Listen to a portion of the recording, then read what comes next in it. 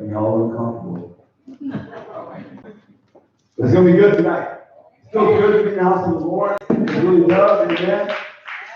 God is so blessing this ministry and us by it and all of the everything that's happening from worship to the hospitality to all that is going on here. I know there's a bunch of serving people that are part of this ministry.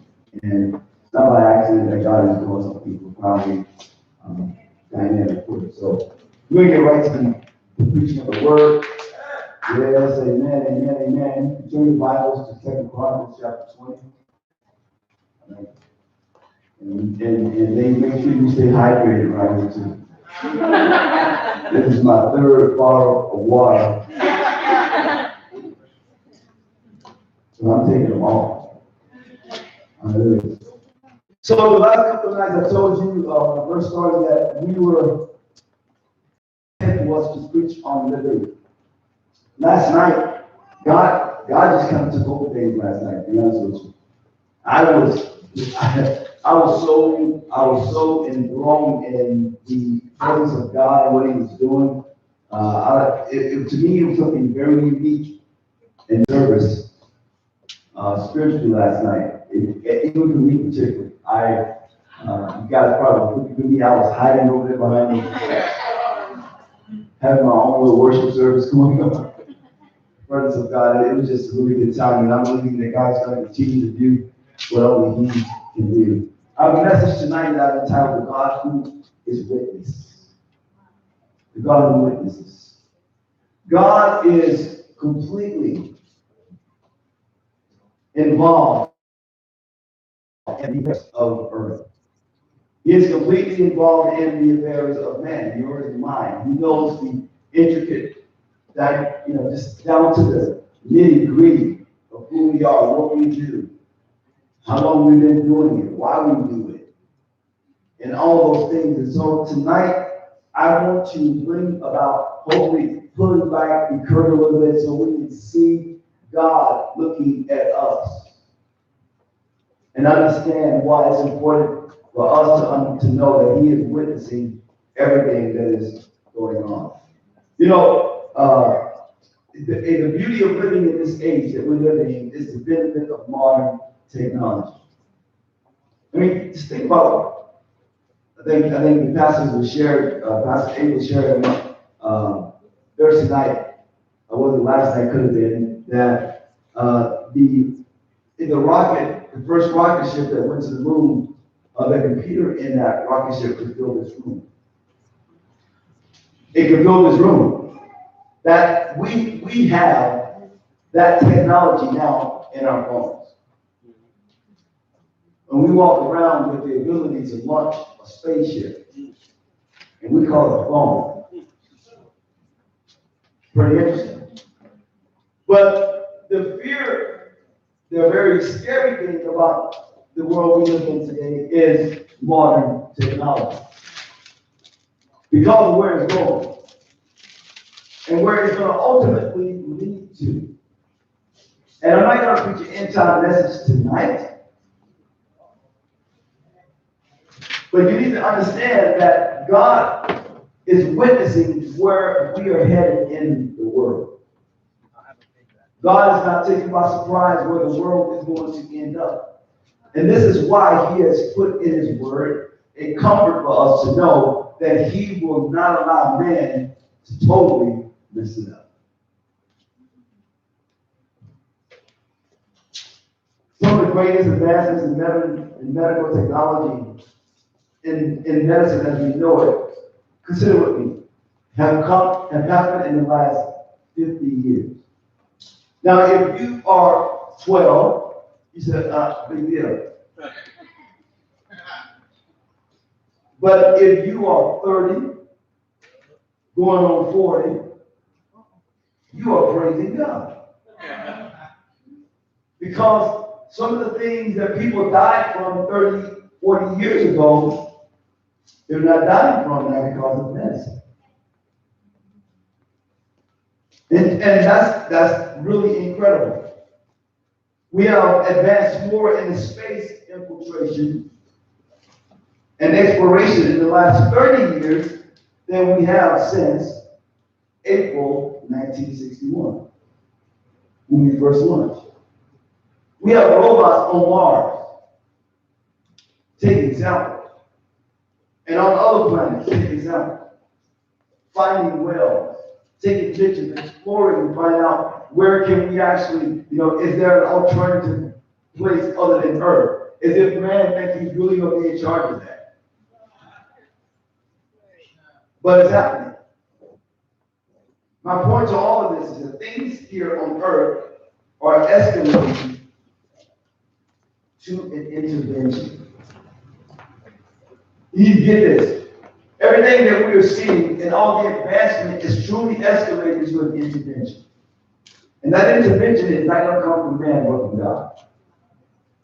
As much as we think that we're the captains of the things that are going on, and we are the brilliant minds of technology, and we're the ones that's going to find out where the next frontier of life will be, God really is in control. We are not the masters of this thing.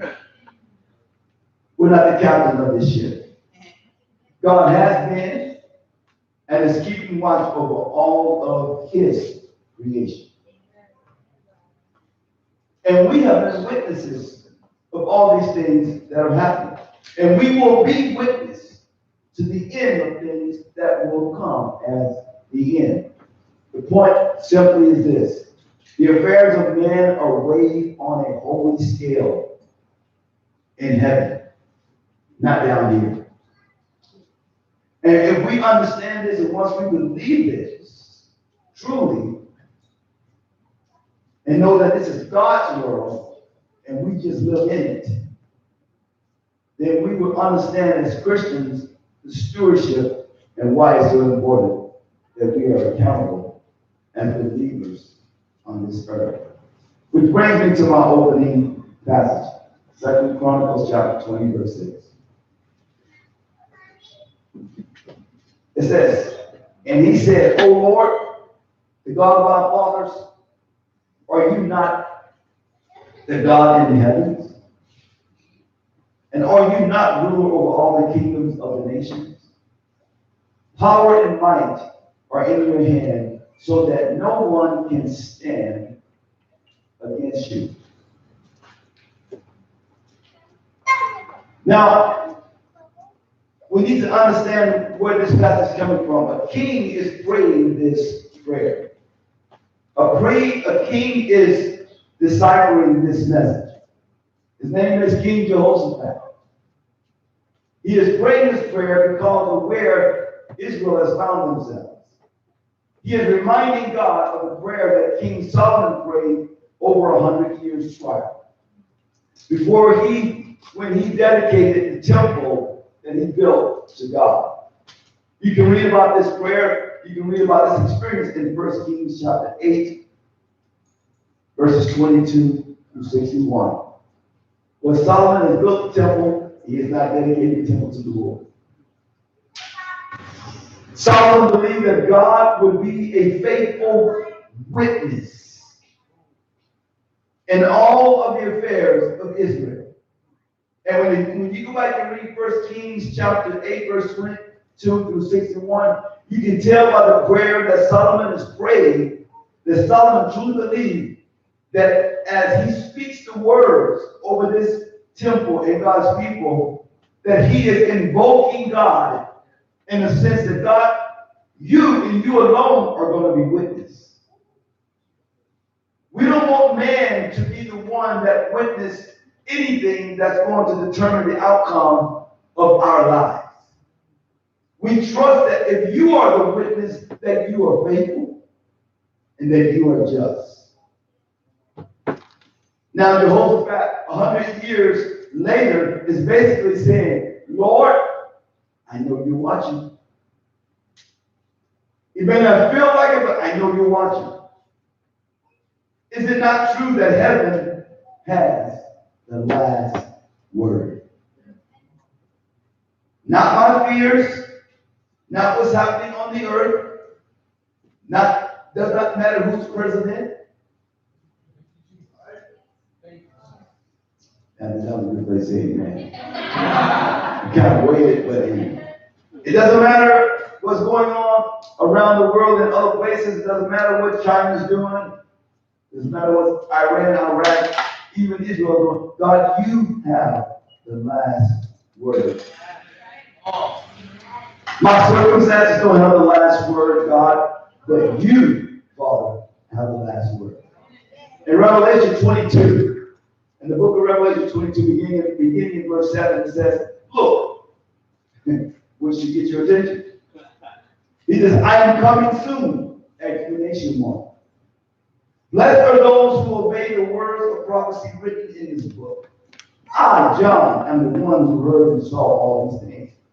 And when I heard and saw them, I fell down to worship at the feet of the angel who showed them to me. When he said, no, don't worship me. I am a servant of God, just like you and your brothers and the prophets, as well as all who obey what is written in this book. Do not seal up the prophetic words in this book, for the time is near. Let no one who is doing harm continue to do harm. Let no one who is vile continue to be vile.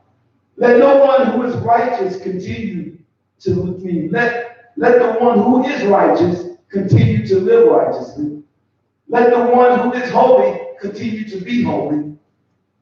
Look, I am coming soon, bringing my reward with me to repay all people according to their deeds. I am the Alpha and I am the Omega, the first and the last, the beginning and the end.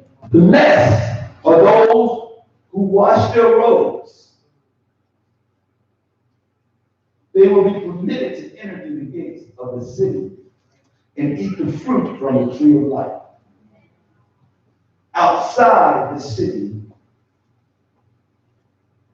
listen. He said, outside the city are dogs,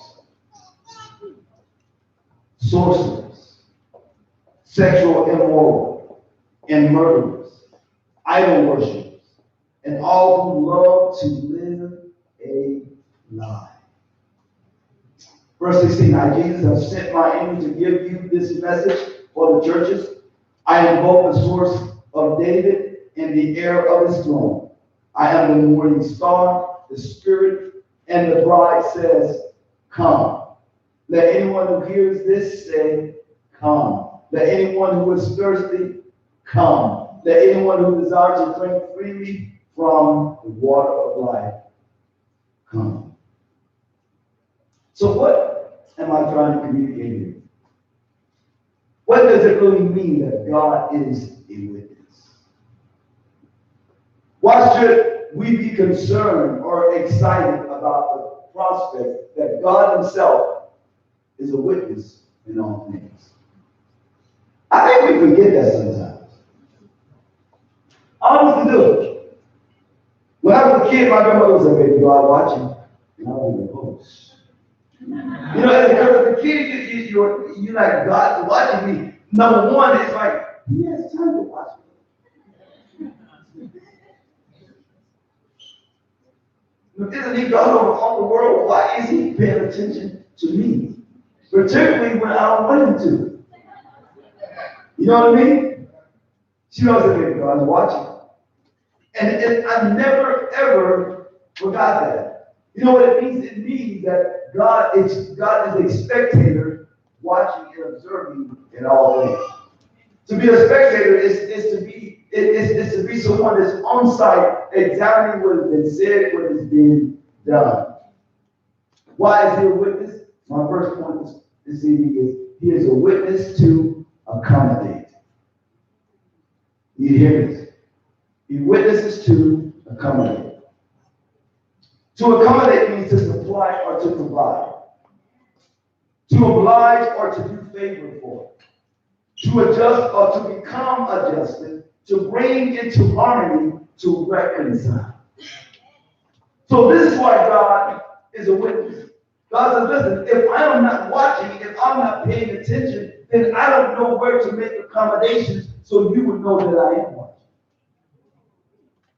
I'm doing things on your behalf, but you don't even realize I'm watching.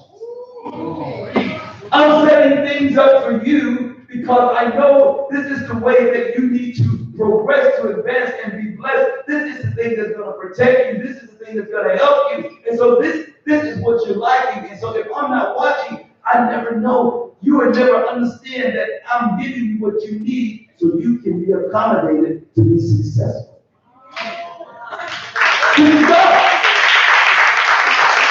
God is into you and I being successful.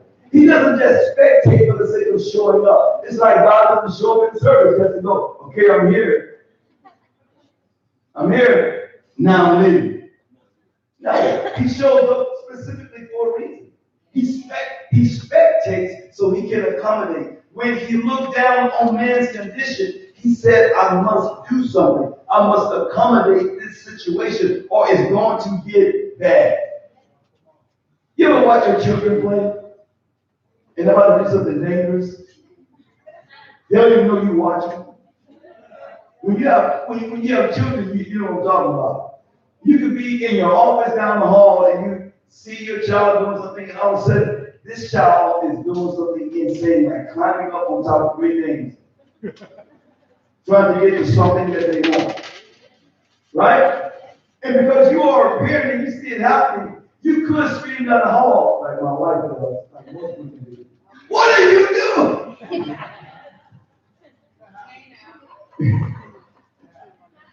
But more than likely, you get up from what you're doing, you're gonna, hey, what do you need? I want this. And as a father, you reach up, you grab it, you give it to him, you say, I want to see you climbing on that again.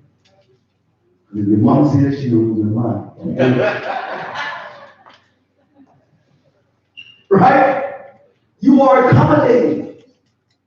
That's what you're doing. You could sit back and watch them grab for it and tilt and fall. Bust their head, go to the hospital. And if I had just gotten up, I wouldn't have this feeling. No, but you accommodate. It's like when your child learns to ride a bicycle without the training wheel for the first time. You're running alongside of it. Come on, step, I got you. Come on. There, don't let me go. You go, I got you. But you really don't. You just right there, you just like pretend. You let them work it out. But you accommodate. 2 Samuel chapter 9, verse 1 through 10 says, and David said, is there still anyone left in the house of Saul that I need to show him kindness for Jonathan's sake? Now there was servant in the house of Saul by the name of Ziba. Someone that said Ziba, but I think it's pronounced Ziba. And they called Ziba and he said, I'm your servant. And the king said, is there still someone in the house of Saul that I may show kindness to you? And Ziba said to the king, there's still the son of Jonathan. He is crippled in his feet. The king said to him, where is he? Ziba said to the king, he is in the house of Machar, and he's the son of Amiel and Lodebar. The king David said, sent and brought him from the house of Machar, the son of Amiel at Lodebar. Now, when anytime the Bible goes to the point of giving you whose son and where locations they are, it's pretty important.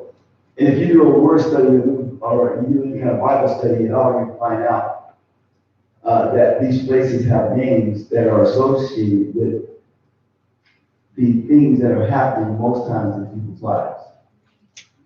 I'm not going to get into all that tonight because I'm going to move with my message. But he's in a place of rejection. He's in a place of abandonment. The king said to him, where is he? He told him, verse 5, and David sent for him and brought him out. Verse 6. And Mephibosheth, the son of Jonathan, the son of Saul, came to David and fell on his face and paid homage. And David said, Mephibosheth, and he answered, behold, I am your servant. And David said to him, do not fear, for I will show you kindness for the sake of your father Jonathan, and I will restore to you all the land that Saul your father and you shall eat at my table always. And he paid homage and said, what is your servant that you should show regard for a dead dog such as I? And the king called Ziba, Saul's servant, and said to him, all that belongs to Saul and all his house I will give, I've given to your master's grandson, Mephibosheth. And you and your sons and your servants shall till the land for him, and shall bring in the produce, that your master's grandson may have bread to eat. But Mephibosheth, your master's grandson, shall always eat at my table.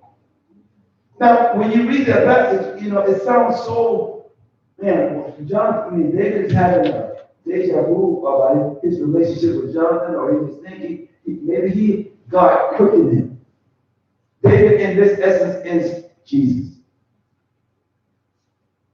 He says, who is there left in the house of Saul I can show kindness to? Mephibosheth is crippled in both of his feet. If you read the story, it is because when Saul was being defeated in Gibeon, and the word got back to his house that hit Saul and his son, they got killed in the battle. The next thing to do is for the king who's defeated is to go to the kings that are defeated, palace or capital, and kill all of his lineage. And the nurse is freaking out because Mephibosheth is Jonathan's son. He's the only one left to carry the name. Somehow she freaks out and she is running with him and she drops him, and he must have fell from a pretty high place, because when he fell at the age of 5 years old, it crippled him in both of his feet. He's crippled, and he's now a grown man with a family. He is set up to one day be king.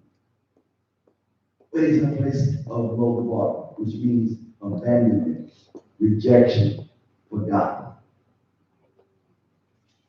But he's not forgotten because God is a witness.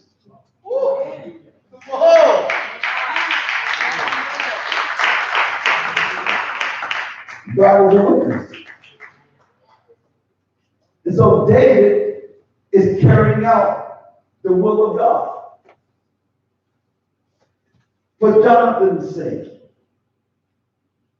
Jonathan died being loyal, being faithful, being a son of encouragement.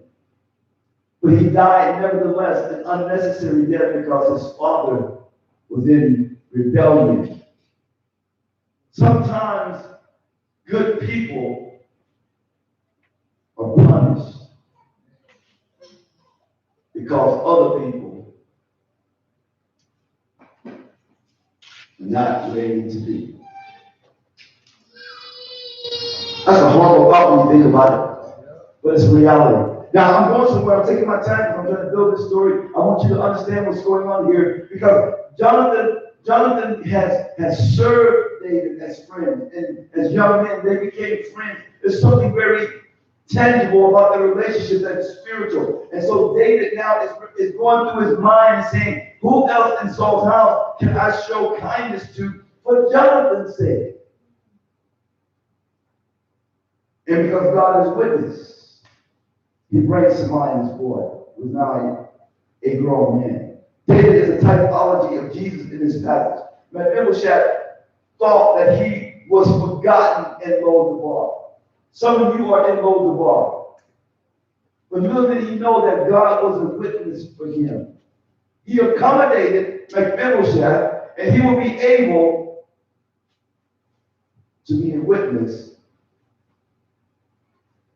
to accommodate anything that he needs.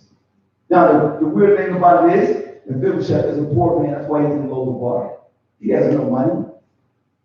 He has no reputation. He has no rights because his grandfather, King Saul, has been cast down. And yet, David says, everything that he would have gotten if Saul had remained king, I want you to get to me. Everything that all the land that Saul had that he would have passed down inheritance to Mephibosheth, I want that restored to him. And And because he's crippled, he can't get out there and work it or tend to it. And so I want some other servants to do it for him. And yet, when they bring all those things into his house so that he may have food, he don't even worry about it because he's not going to be eating there anyway. He's going to be eating at my table. His family will forever have a legacy. Not because he did the right thing, but because God remembered him and God accommodates.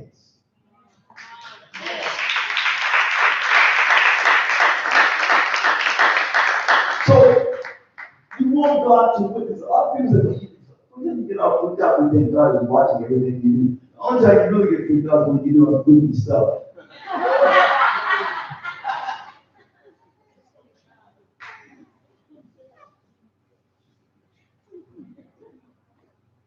The second reason why you want God to be a witness is because he witnessed to reciprocate. The definition of reciprocate is this: is to move back and forth. Reciprocity. To involve is be involved in a type of moving back and forth, typically one involving in a relationship between two people who are in mutual respect and benefit of the relationship. Our worship, as your pastor was saying, taking an offering, it means something. It comes from a source. Our giving, our faithfulness, our commitment to the things of God. God says, my eyes are on the faithful. Why? To reciprocate. God says, I'm not ignoring your service. I'm not unjust to overlook your labor of love that you've done, that you've shown. I'm not unjust. I reciprocate. I see what you're doing. I see your sacrifices. I see when you are tired and yet you go. I see when you're not feeling good and yet you get up. I see when you're getting something wrong. I see all of that. I know when you've been hurt and yet you try to keep a good, brave face on. I know when people have abandoned you and you feel rejected and yet you love others.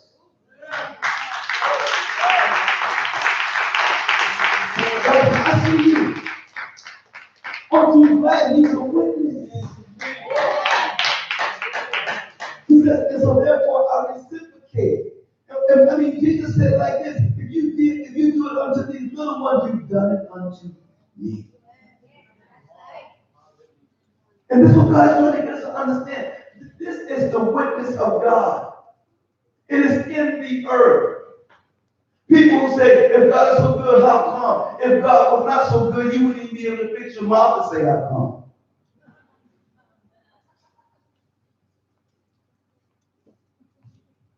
That's the reality. God is looking for partners in the faith, particularly in this generation. Someone who will work with him to give and in return to receive reciprocity. And to not just receive favor, but give favor. Today I'm with Justin and I'm with Anthony, we're hanging out and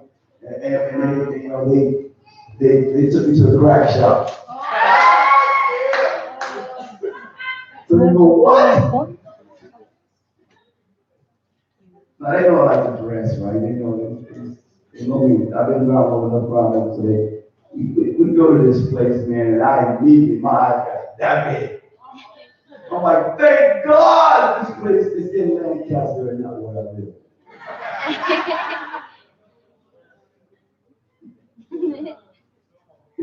I'm just looking at everything. They got everything in there for someone who has a problem like mine. Right?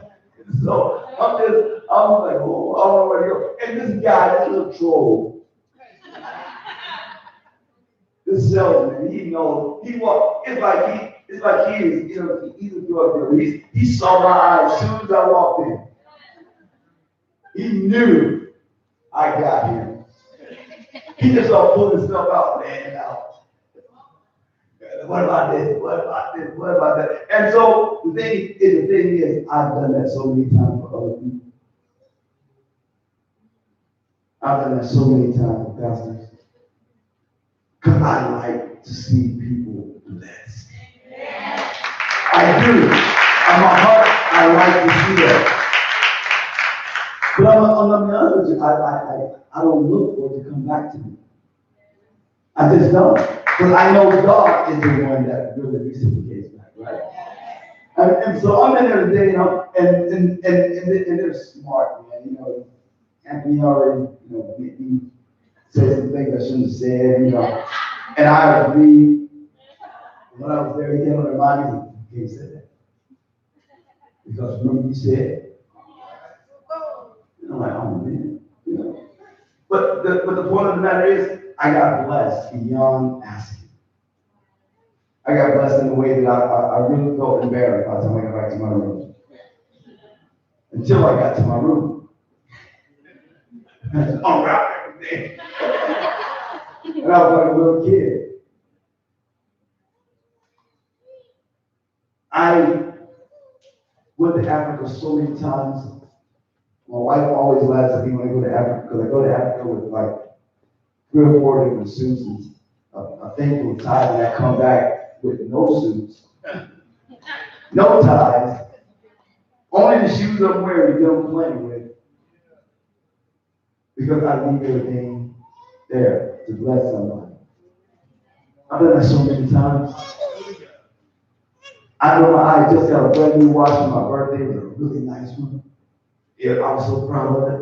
And my wife even said, don't take it to Africa. Don't take it to Africa. Don't do it. Don't take it. I'm like, I'm not giving this away. This is about, I'm not giving. I paid for this. I'm not giving this up. The second night I'm in Africa, this brother came to me. Oh, Pastor, what a blessing. What a blessing.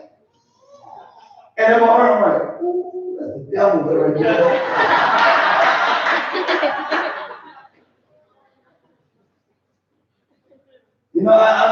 I'm like, what? You don't need that. I'm like, you don't need it. He's not even a pastor. He don't need it. I'm justifying all these things. And so I'm so bothered. I'm there for 2 weeks, and I can't even get this boy out of my mind.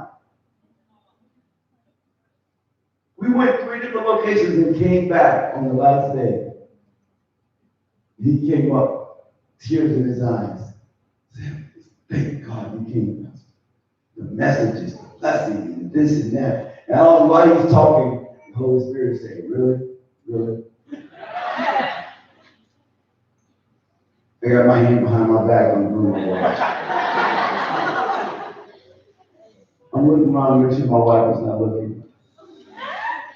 Because I don't want to hear it say, I told you. I don't want to hear it. And as he's walking away, because over there they grab your hand and they hit you both hands and shake your hand. They don't do the one hand thing, they take both hands. It's a sign of respect for them. They just shake him with both hands. When he did that, I put that watch in his hand, I just turned back and walked up. Woo! I could hear him. I could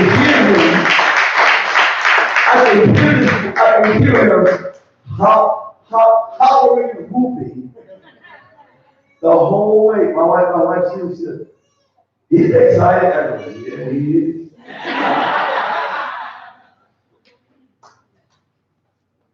But I'm sharing these stories with you because I know that we cannot give God. And when we partner with God, He's looking for those who partner with Him so He can reciprocate. Oh, you better hear me. Because if you don't get this, you're going to miss your blessing. You're going to miss the very blessing that God set up for you. That in your mind you were being too practical to be a spiritual partner with what He was doing. So many times, I got a call one time.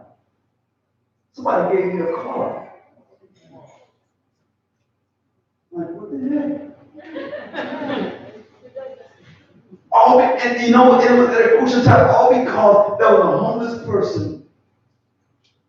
Because I got this thing about homeless people, like, get a job, get a job.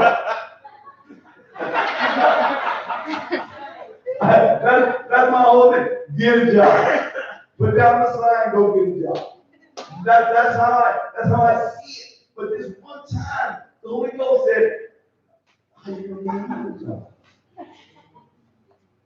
How do you know that they tried to work jobs?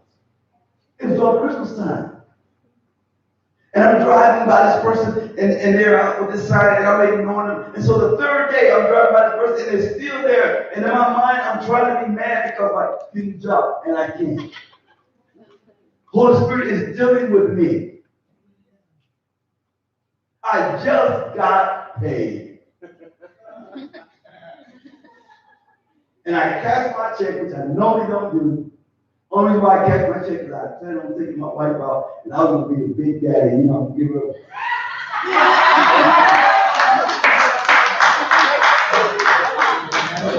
You know, you just give her a few hundred to feel good, you know what I'm saying?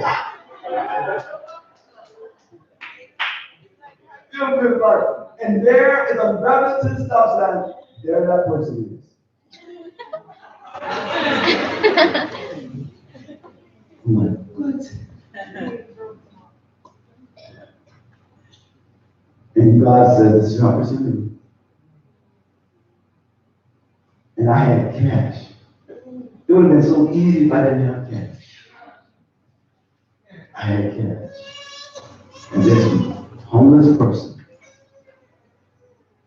sitting there looked up at me and said, Merry Christmas. I rolled out my window. And I'm not going to tell how much money I gave that person. Number one, you're not going to believe me. Number two, I can't believe me.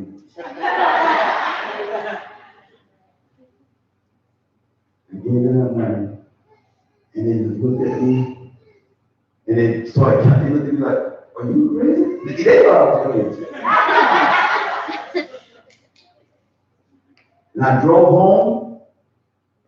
And as I got home, the Spirit of God fell on me so strong. I began to weep. By the time I got to my house, I was a mess. Come on. And I told my wife, you didn't believe what I just did. She said, what? I said, don't be mad. It was God, but this is what I did. And immediately she goes, how do you know that was God?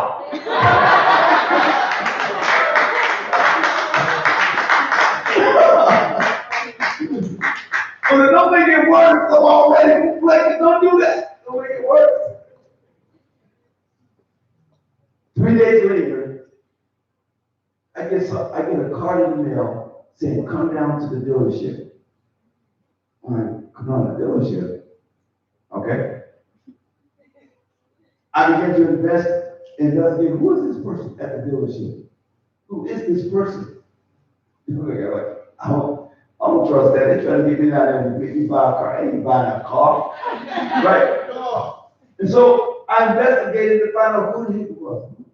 Who is this? I get down there, and this guy says, you don't know me. I'm like, no, I don't know you, because I got my name, so I don't know you.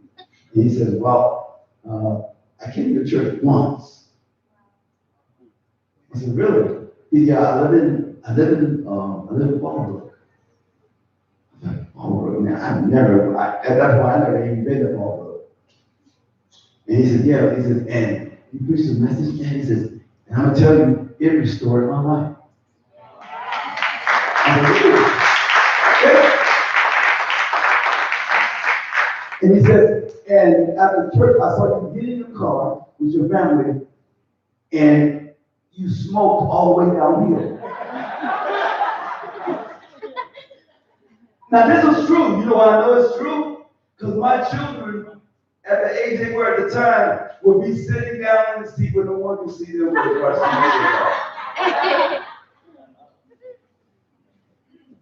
He said, I want to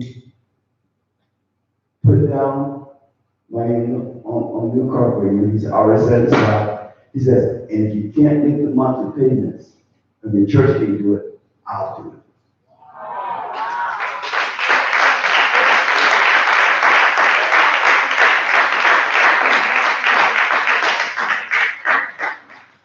And my wife, but she's there with me, and we just, our mouths, what in the world just happened?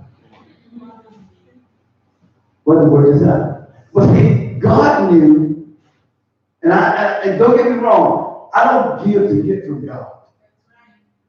That's what I'm trying to tell you tonight. I don't give to get from God. All I can tell you, I can't outgive God. I can't outgive God. Because when I was doing what I was doing, it was like, okay, you owe me. Now you owe me. You owe me. You saw that? You saw what you did? That crazy thing? Now you really owe me. No, it wasn't like that at all. God was just showing me that when I partner with him, he will always outdo me. He will always outdo me. Well, it's almost as if he said, do you really think I'm not watching? I am the witness. Listen to the exchange that God is having with the king of Judah, King Asa. 2 Chronicles 16, verses 8 to 9 says, we're not the Ethiopians and the Libyans, a huge army with very many chariots and horsemen. Yet because you relied on the Lord, he gave them to your hands.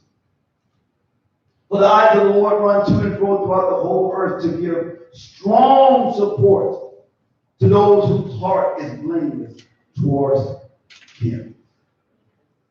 I want you to understand this thing tonight, so I'm taking my time with it because I really want you to get it.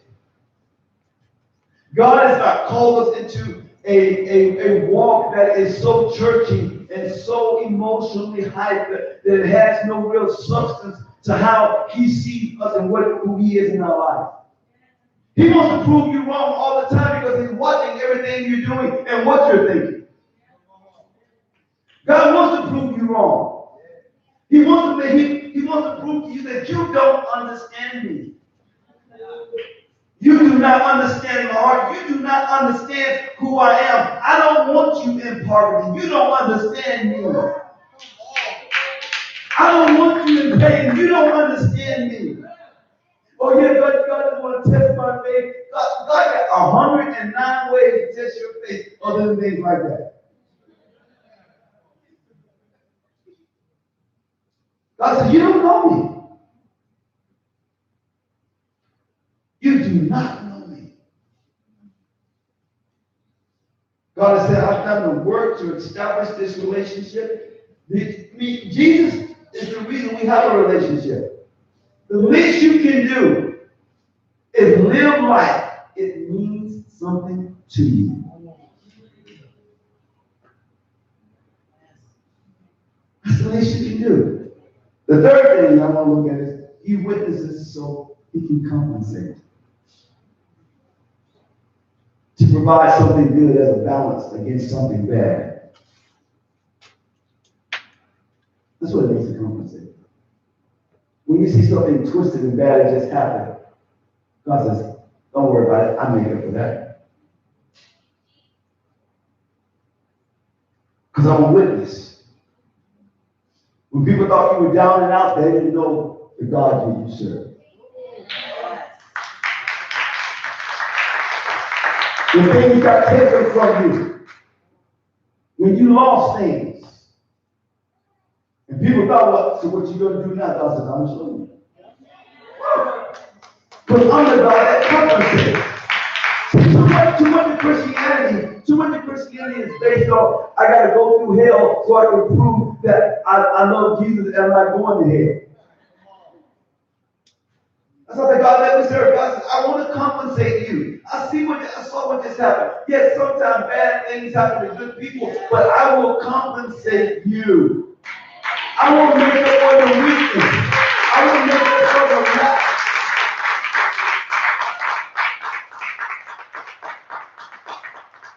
In the book of Joel, chapter 2, we have a story.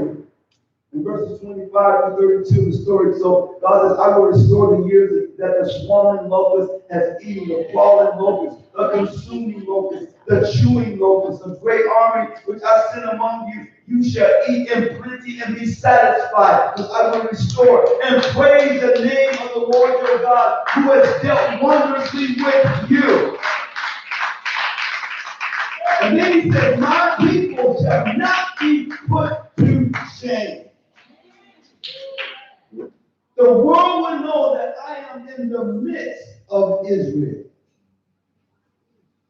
It's God's witness to comfort us, because he is a faithful witness. There's a whole lot of talk about justice these days. Justice. And we want man to be, we want man to do the right thing when it comes to justice. Man is too twisted to do that. But God isn't. I've been in places where I know God made people do the right thing to me when they hated my guts. But God, because he's a God of justice, he made them do the right thing in spite of themselves. Lord, you are just. And I know even though you're quiet, you're watching to deal justly. If you read Psalms 121, verses 1 through 8, you can't help but understand that. The Lord will keep you going. He will keep your going out and your coming in. And from this time forth and forevermore. Why? Because I'm the God that witnesses. I'm that God. How can that be? See, you on stage. I'm going to close. You're on stage. You're on theater right now with God. You're in the theater of faith right now. Some of you are wondering if God is knowing that God knows what you're going through. Some of you are wondering if God cares about what you're going through. Some of you are wondering how to work it all out. And God says, I'm watching you, and I'm checking out your performance right now.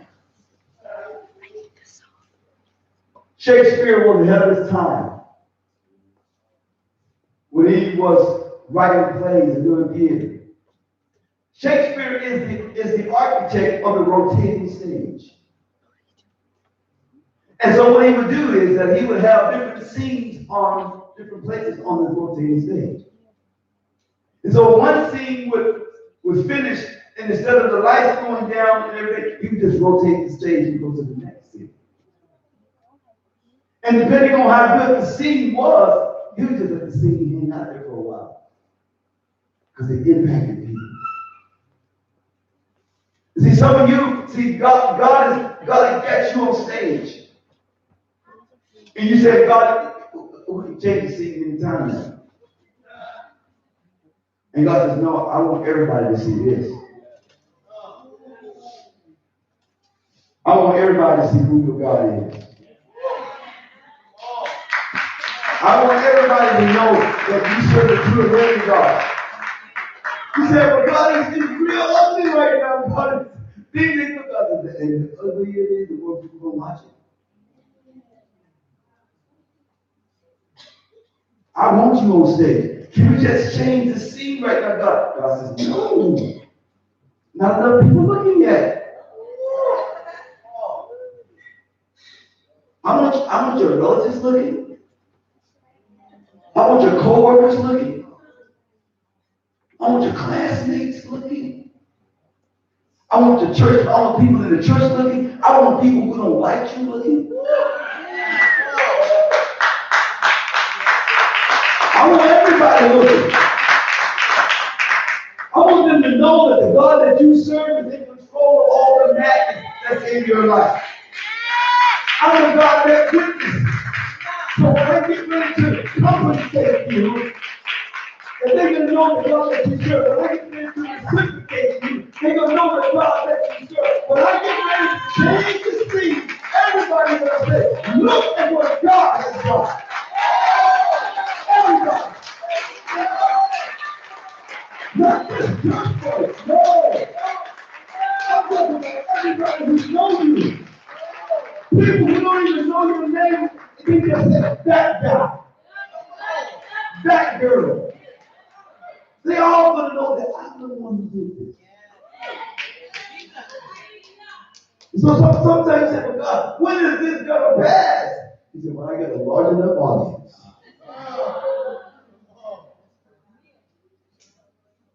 When I get a large enough audience. And some of you are mad. You stop even trying to act like you love God. You're so mad. You're just going through the motions, and God says, you're not gonna get an Emmy like that.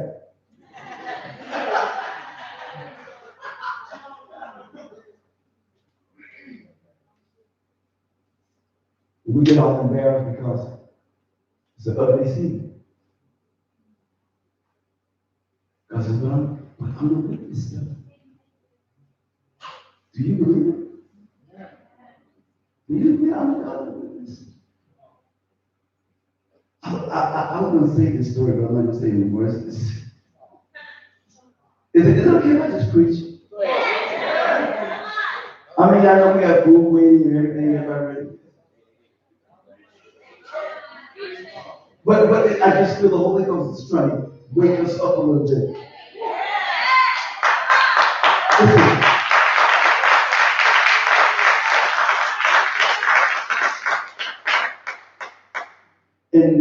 In John chapter 9, that's a big story about Jesus going to Mary and Martha's house in Bethany.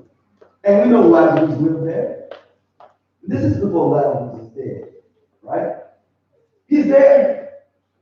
And this is where Martha gets upset with Mary. Jesus, will you please talk to Mary, please? Because she knows what you're doing on she's not doing nothing. You know that story, right? And so they're all there, and there's nothing in that story that tells you about Lazarus. But yet they're in Lazarus' house. Everybody is there, and everyone is sitting there. All the disciples are there, and they're excited about what Jesus is doing. Mary is so excited, she don't even care about making tortillas. She's the one listening. Right? And so Martha's upset, and so Lazarus is nowhere. Lazarus is nowhere to be found. Listen to me. Listen. Lazarus doesn't have a testimony until he dies.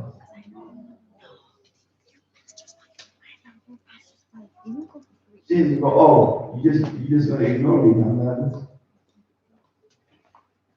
You're gonna pretend that I'm not here. I believe this is part of the reason why Jesus let Lazarus die. You say, Pastor, how can you say that? Scripture is confirming. Merritt, Lord, the one you love is very ill.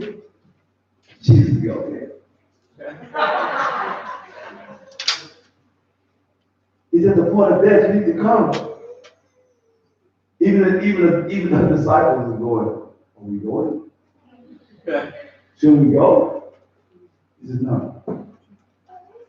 Then finally they get the word, Lord, the one you know has died. And Jesus tells the disciples, oh, he's sick. And they're like, well, he's dead. No, he's sick. He said, and for your sake, I'm glad I will do it. Well, what is he trying to communicate here? He's trying to communicate to them that they have yet to understand who he really is. They don't get it. Jesus, I know all about what's going on with him. I'm not taken by surprise. But let me ask you a question. What part of your life has to die before God gets your attention? What part of your life has to die before your testimony really comes to life?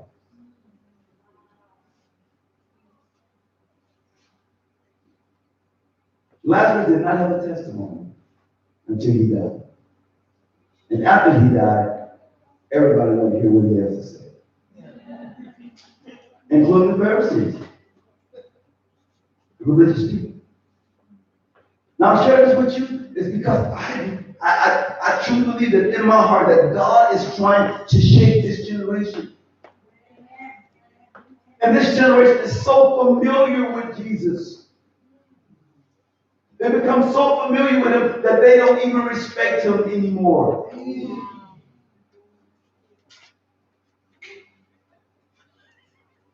And God is witnessing. God says, so what's got to happen? What has to happen before you get a testimony that connects you to who I am? Because when Jesus called Lazarus out that grave, Lazarus was glad that Jesus was on the scene.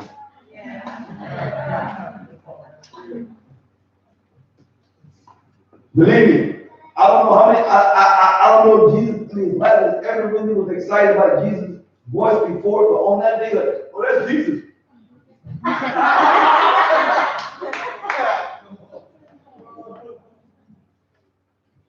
And one man said he had to call Lazarus by name because he's in the grave. If he had just simply said, come forth, everything in that graveyard would have got up.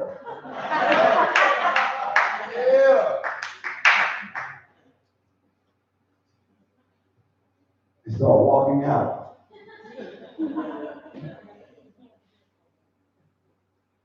Lazarus, it probably took all of the moments in eternity, the words of eternity, caught up with death. And death had to let go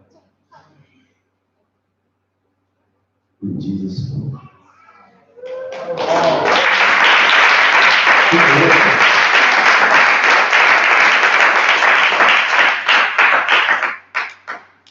Lazarus opened his eyes, all wrapped up like a mummy, to come forth. Do you understand he's dead already? He's decayed. But the fact that Jesus said to come forth, it spoke life to his situation. He didn't struggle to get up. Lazarus didn't struggle to get up when Jesus said come forth. He got up. And he came forth. And today God is saying the same to some of you. He said, I'm witness. I'm the God of witness. I'm the God of witness. You need to understand who I am. You need to stop treating me like I'm someone that don't see, who doesn't care, who is not just, who's just unfair.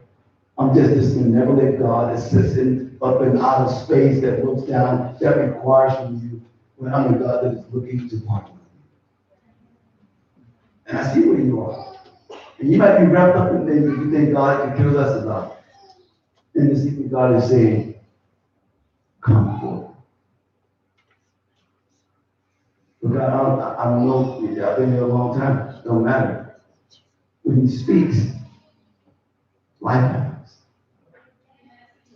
When he speaks, strength happens.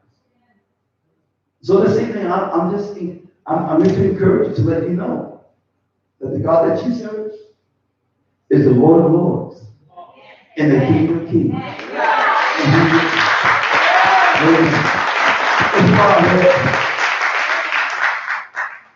Hallelujah.